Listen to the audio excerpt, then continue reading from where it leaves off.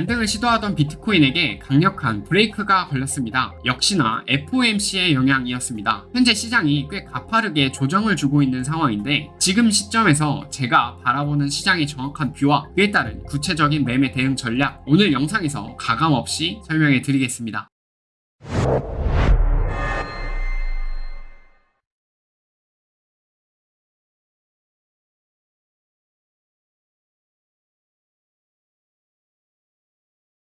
안녕하세요, 원티데이입니다. 본격적인 차트 분석 전에 FOMC 이야기부터 짧고 명확하게 짚고 넘어가겠습니다. 이번 FOMC가 시작되기 전에 저는 여러분들께 유튜브 쇼츠와 공식 텔레그램 방을 통해서 이번 FOMC를 바라보는 저의 가이드라인을 미리 공유해드렸습니다. 새벽 3시에 발표되는 성명서는 연준위원회 다수가 민주당 성향이기 때문에 다소 매파적으로 나올 가능성이 높다라고 말씀을 드렸고, 3시 30분에 시작되는 기자회견은 트럼프 대통령이 임명한 케빈 허시 신임 의장의 첫 무대인 만큼 상대적으로 완화적인 스탠스가 나올 것이다 라고 말씀을 드렸었죠. 실제 차트가 어떻게 움직였었는지 보도록 하겠습니다.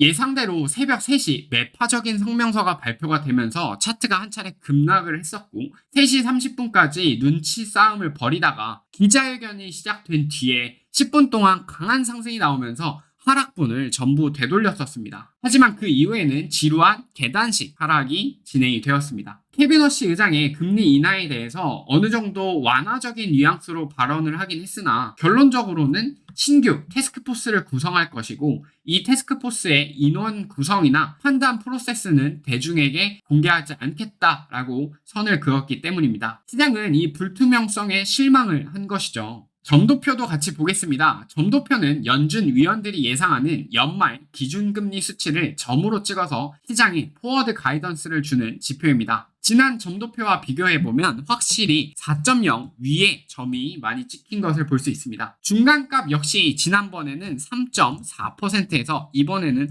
3.8%로 상향 조정되었습니다. 이는 시장의 기대보다 금리를 높게 유지하겠다는 매파적인 스탠스이고, 이 부분이 현재 시장을 하방으로 누르는 주된 요인입니다. 그렇다면 우리는 여기서 본질적인 의문을 가져봐야 합니다. 연준은 도대체 왜 이런 매파적인 태도를 취할까요? 당연히 물가와 고용 때문입니다. 전쟁 여파로 인해 물가가 자극을 받았고 고용지표 역시 견조하게 나왔기 때문입니다. 하지만 우리가 냉정하게 따져볼 부분은 이 지표들이 과연 앞으로도 계속 유지될 것인가 입니다. 연준은 이번에 물가에 대한 전망치를 높이고 그리고 GDP에 대한 전망치를 낮췄습니다. 그러나 지정학적 갈등이 점차 마무리 국면으로 접어들면서 물가는 자연스럽게 안정이 될 것이고, 최근 고용이 이례적으로 좋았던 원인은 월드컵 특수로 인한 일시적인 효과일 가능성이 매우 높습니다. 그렇다면 각 분기마다 발표되는 점도표 중 다가오는 9월 점도표에서도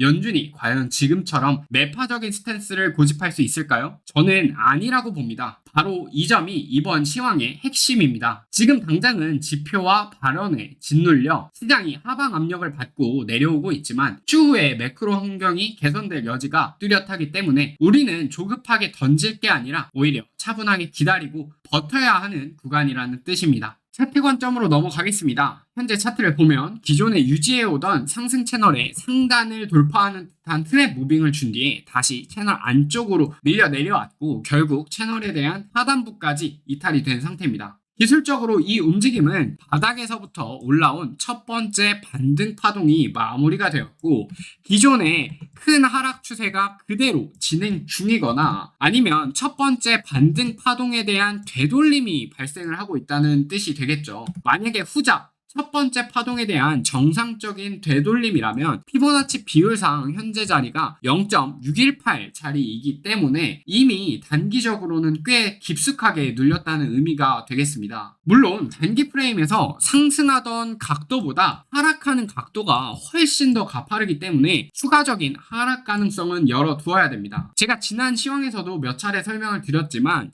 이렇게 큰 앞선 거대한 하락 이후에는 반등하는 ABC 형태가 나올 때 곧바로 V자 반등의 형태로 앞선 하락에 대한 되돌림 비율을 채우는 경우는 극히 드뭅니다. 보통 상승하는 ABC가 나온다면 이 ABC는 전체 반등의 A 파동이 되고 그 이후에 바닥을 테스트하는 질질 늘어지는 지루한 B파동의 하락이 나오고 그 이후에 강력한 O파동의 형태로 C파동이 올라오면서 전체 하락에 대한 되돌림 비율을 채우곤 합니다. 그렇게 됐을 때는 현재 아직은 0.38이 되돌림까지 도달하지 않았기 때문에 추후에 C파동이 올라온다면 38이 혹은 맥시멈 0.618자리까지도 상승을 열어둬야 되는 상태인 거죠. 그럼 여기서 우리가 실전 매매에서 노려볼 수 있는 구체적인 타점을 살펴보겠습니다. 일단 첫 번째는 현재 0.618자리인데 1시간봉에서 RSI가 과매도에 찍었기 때문에 현재 반등이 나오고 있는 상태에서 추가적인 저점 갱신이 나온다면 1시간봉상 다이버전스의 가능성이 있습니다. 그래서 피보나치 되돌림 0.618,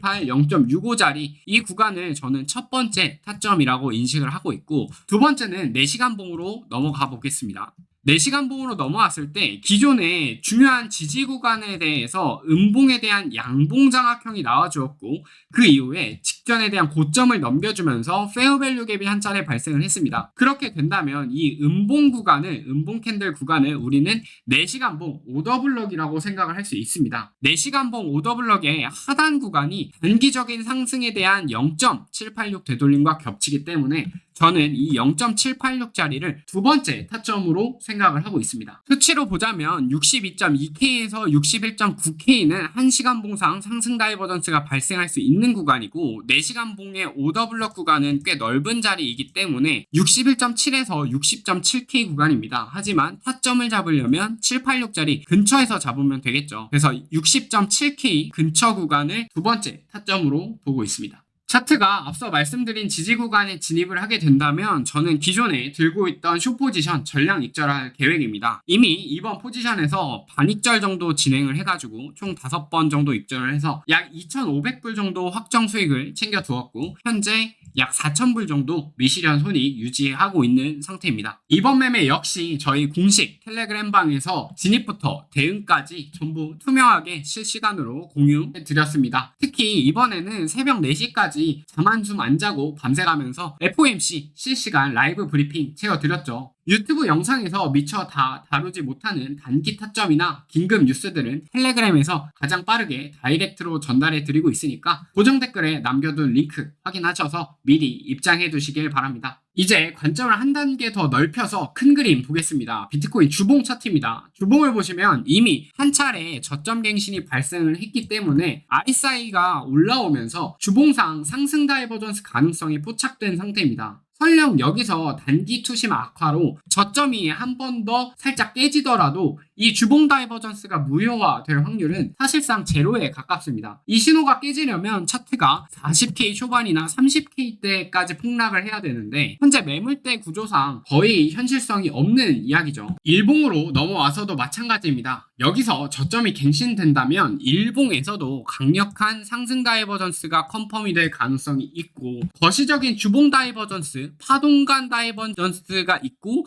한 번 더 저점 갱신이 나오면 파동 내부 다이버전스가 일봉에서 더 중첩되는 파동간 다이버전스 콤보가 완성이 되는 자리입니다. 게다가 현재의 저점 구간은 과거에 블리시 플래그 형태를 만들면서 매물대를 쌓아왔던 자리죠. 이렇게 뜯어보고 저렇게 분석을 해봐도 지금 자리는 공포에 질려서 던질 자리가 아니라 철저하게 버텨내고 매수로 맞서야 되는 구간이라는 뜻입니다. 전체적인 암호화폐 상승 사이클을 보더라도 통상 3년의 상승 후 1년의 조정 흐름이 보입니다. 그리고 우리가 고통받았던 이 1년간의 하락 자리가 이제는 거의 끝자락에 와 있습니다. 지금까지 이 험난한 코인 시장에서 버티고 살아남으신 분들이라면 다가올 다음 3년간의 대세 상승장 온전히 내 수익으로 가져가야 되지 않겠습니까? 이제 와서 코스피가 사상 최초로 9,000선을 뚫었다고 고점에서 뒤늦게 국장으로 넘어가기에는 너무나도 아까운 상태인 것 같습니다. 앞으로도 흔들리지 않는 기준점 확실하게 잡아 드릴 테니까 구독 눌러주시고 이 암호화폐 시장 결말 저와 함께 지켜보시죠.